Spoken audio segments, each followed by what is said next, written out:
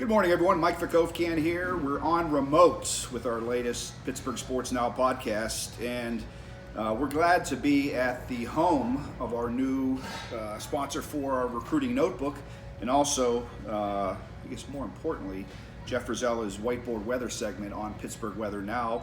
But we're at the Chick-fil-A of Robinson in North Fayette. Remember, it is in North Fayette. And we're going to talk a little sports here over the next 15-20 minutes. We're going to talk Pitt football, Pitt basketball, Duquesne, and whatever else. But more importantly, first thing we're going to start off is talking with the owner of the Chick-fil-A of Robinson in North Fayette, and that's Miss Aimee Hernandez. Aimee, thank you for joining us. Thank you for having me. All right, first thing I want to bring up is a lot of people might think of Chick-fil-A of Robinson in North Fayette down the road. Right. But tell us about the where you are and how this is a better location for you guys. Okay, so we just had not any room left at our old location. We were down by Costco, and now we've moved just up the hill. It's a straight shot just over the line in North Fayette Township, and we share a parking lot with Sam's Club. We're at the point of North Fayette on Summit Park Drive. We have a lot of new features in this restaurant, twice as much seating, double lane drive-through. It's really big. New playland with all new equipment, and we can serve a lot more guests up here. The kid land I see here is big because I have my kids here. Now that's a good thing for the parents that want to bring their kids, maybe enjoy 10-15 minutes of eating and throw their kids in the room. Exactly. We have a perfect wall of windows to watch your kiddos while you enjoy some hot food, which we know parents don't get a lot. How important is the? I know a big priority for you is the drive-through and getting people in and out. We've made a significant investment in our drive-through technologically and labor-wise. We have 4 times as many people working in the drive-through as at our old location. We're outside taking orders on iPads to get your order to you faster, and our speed of service has drastically decreased, meaning we get a lot more people in and out. All right, now another thing I want to bring up, because I'm going to be using this coming up for my son's communion, but something that maybe a lot of people don't realize that is the catering and delivery.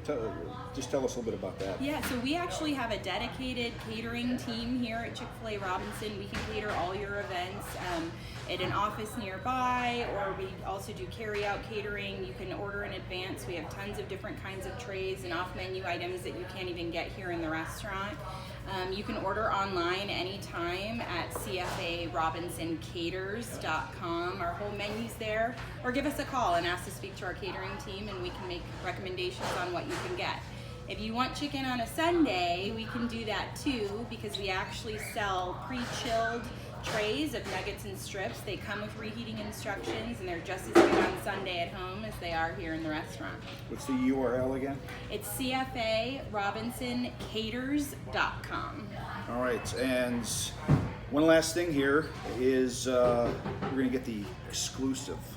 CFA is going to be adding a new item that I'm sure the customers are going to enjoy. Yes, so we are so excited to announce exclusively here with you, Mike, that this We're all about exclusives. We're all about exclusives. That this summer we will be bringing back the limited time barbecue sandwich, which we offered 2 years ago, and it was a huge smash hit. Beautiful, delicious brioche bun, bacon, barbecue sauce, cheese, with an awesome grilled filet. Sometimes I get it with the breaded filet because it's very good.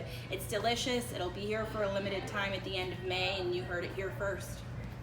All right, Aimee, I appreciate you joining us, and we appreciate your partnership. Hopefully it's a long one, and we encourage our viewers for Pittsburgh Weather Now and also Pittsburgh Sports Now to stop on out. When you do, make sure you tell her friendly staff here you heard it and saw it on our website of networks. Well, we're big fans of you, Mike, and we love what you're doing, and we love all your scoops, so we appreciate your fans. All right, thank you. All right, let's talk a little sports here.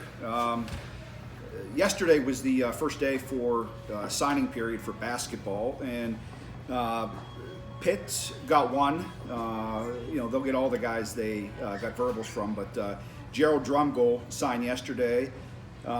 He's going to be a guy that's going to be a guy that's going to do a lot for Jeff Capel this year. He's going to can play different positions. He does a lot of different things, offensively, defensively, and he's going to be a good fit. And I know I think he's sort of a guy that's a little bit under the radar as far as maybe how good he can be.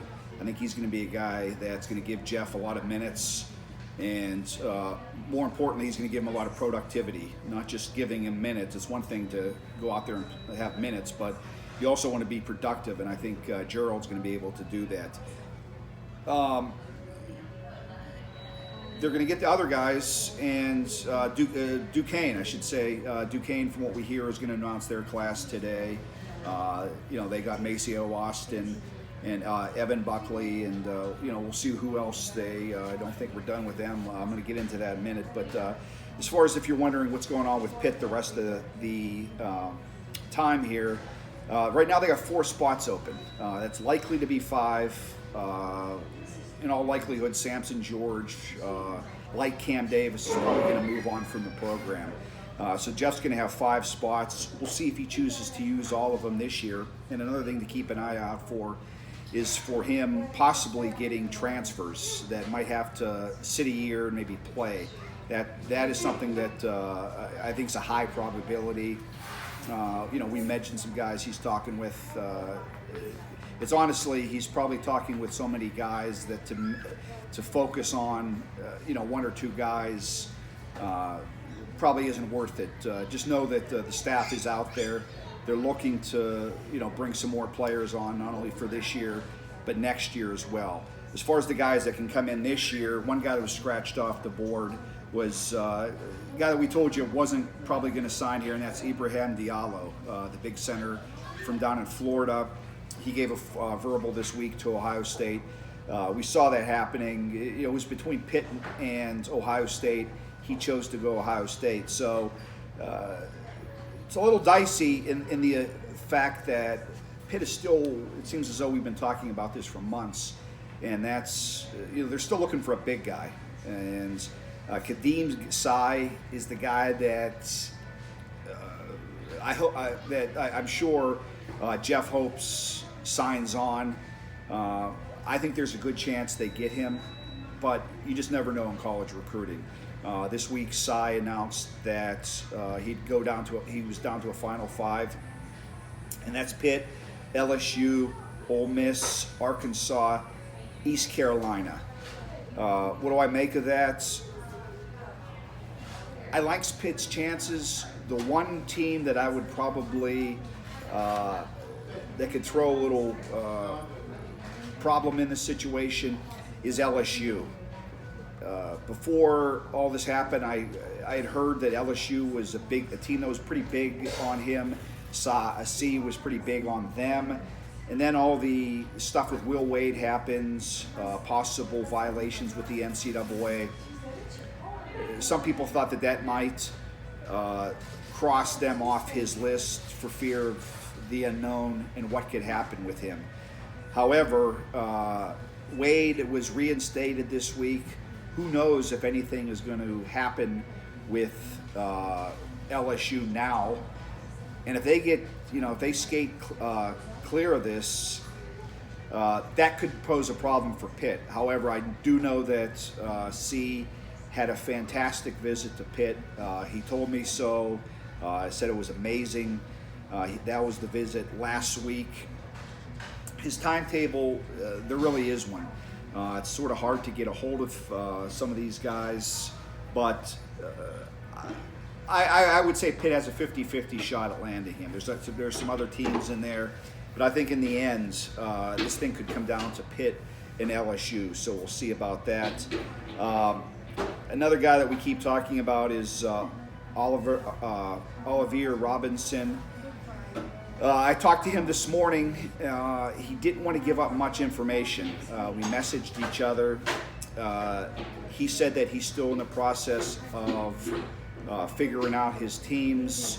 We know Pitt is one of them. We were told from one of my insiders that Illinois was a team that was high on his list as well, but he chose not. I asked him, "Can you tell me who's your list of finalists?"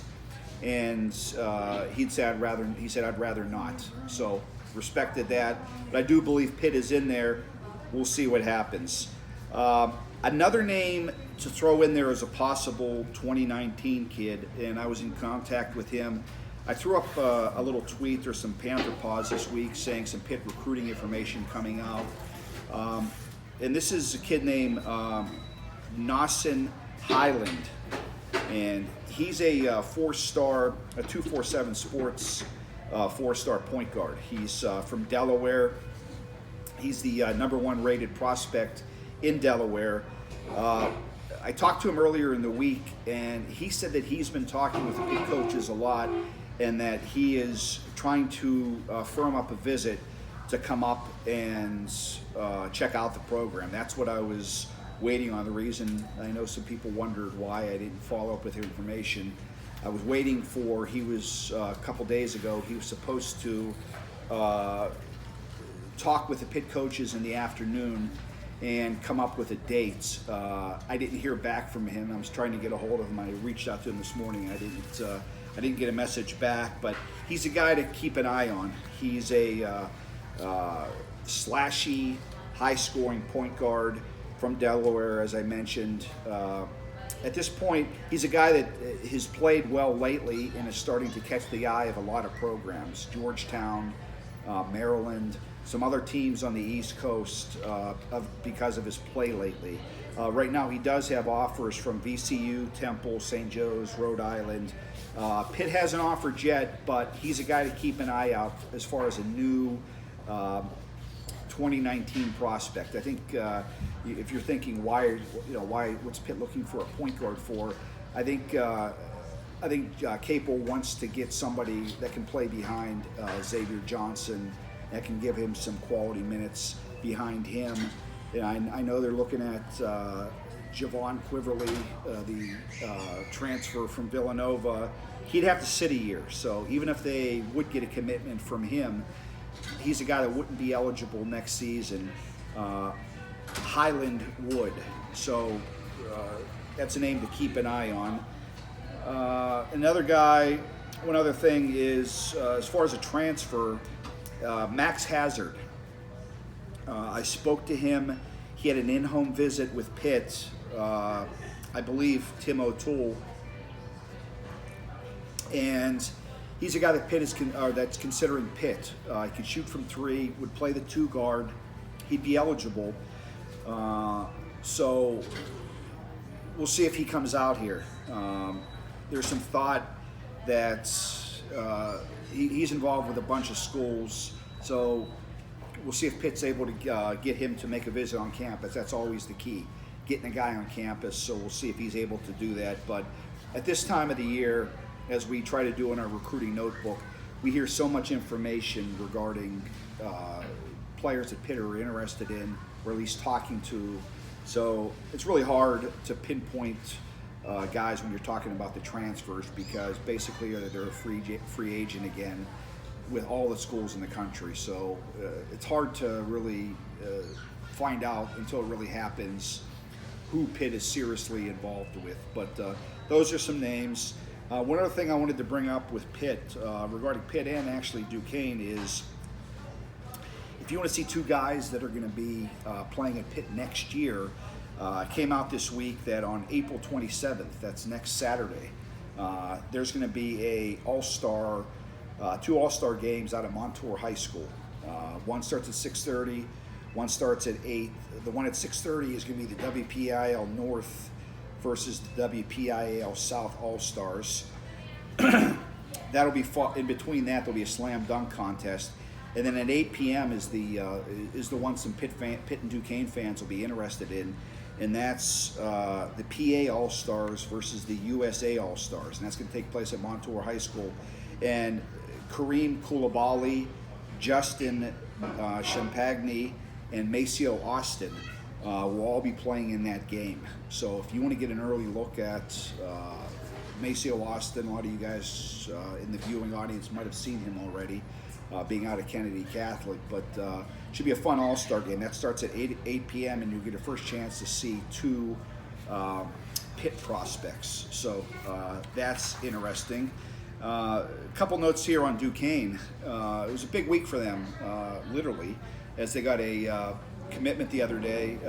We had a first on Pittsburgh Sports Now, and that's Bailey Steele. He is a 6'11", 250-pound transfer from out of Utah Valley. He's a guy that, in all likelihood, he's going to step in right away and start for Keith Dambrot's program. He's a guy that I would, if you're looking at his numbers and you might not be excited by him, I think he's a guy with a lot of untapped potential, and I know the Duquesne staff believes that as well, and I think Dambrot and his ability to work with big guys and to teach and get the most out of big guys, I think this is going to be a good match for this for the program, and it gives Duquesne size. Now you have Steele, you put him along with Michael Hughes, James Ellis. You got three guys that are there that are 6'11", 6'10", that is going to give Duquesne some height in the middle, and I know that that is something that really excites Dambrot. You've heard already about the four guys. Is Duquesne done adding to their roster? I would say, in all likelihood, no. For you, we've had some messages, people wondering about, where their scholarship situation is. Steele puts Duquesne even as far as scholarships go. If anyone they add from here on in, there would need to be some roster shuffling. So, I know they were looking to add a grad transfer. They would like a shooter. From what I hear, they're also involved with a pretty talented kid from in Maryland. He's a 6'7" forward. I'll leave his name out for now, but he's a guy that's getting some pretty good Power 5 interest. But Duquesne has been in on him for a while, and they're hoping that relationship, the recruiting relationship, pays off. I don't think that they're done, which means that Duquesne's probably not done with the roster shuffling. One other thing I saw on the Duquesne message board, if you see it on Facebook, the guys were mentioning who's going to start for them. My guess right now is there's probably three spots that are you probably got, I don't want to say guaranteed, but if I had to say three guys that are going to be starting next year, I'm going to go with Sincere Carey at point, Maceo Austin at 2, and Bailey Steele at center. I think those other two spots are open.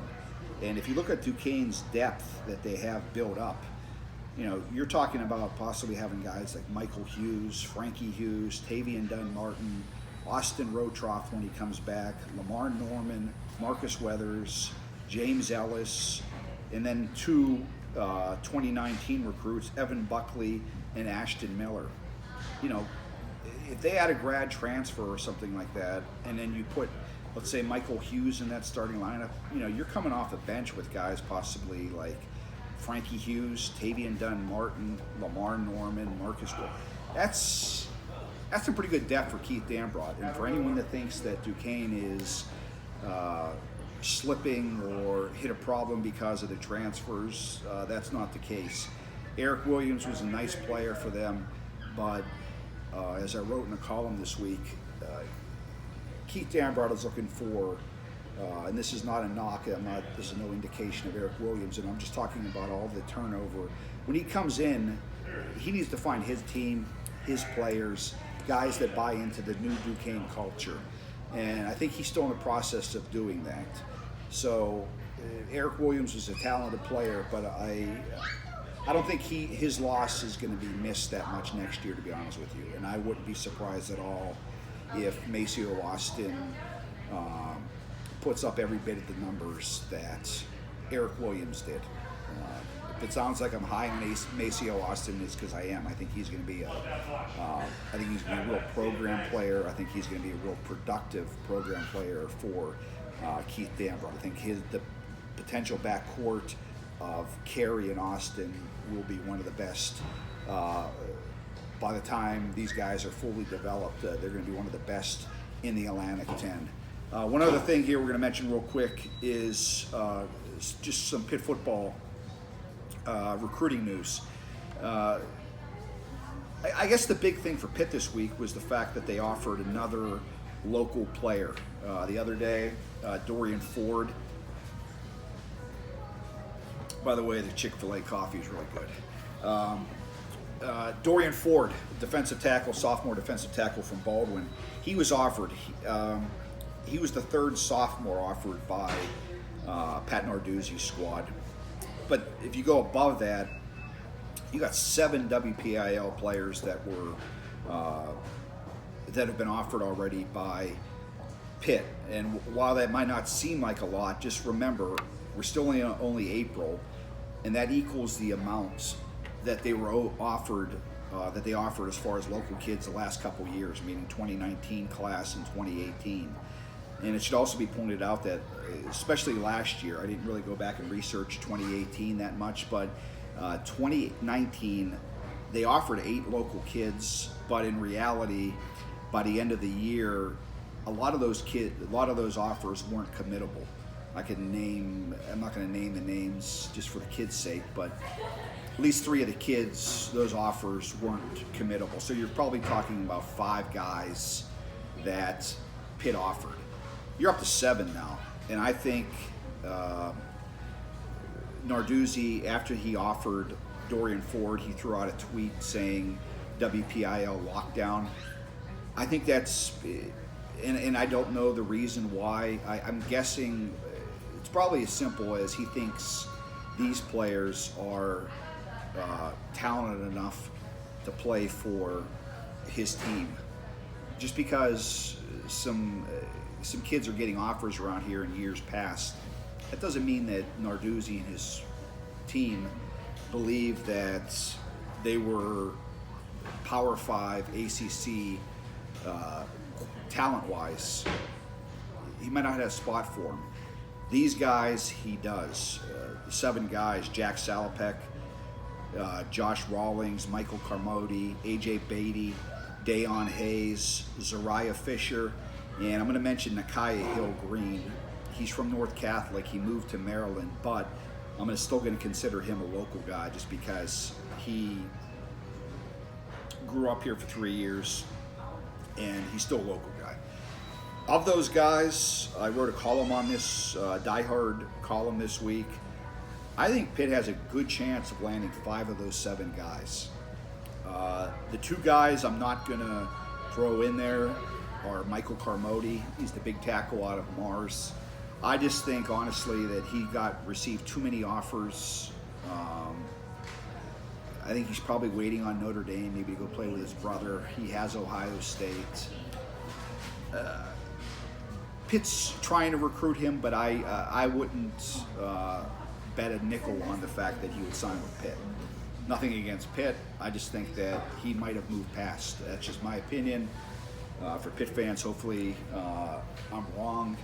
And the other one is, I don't know where this lands, but just because of the history, and that's Zariah Fisher from Aliquippa.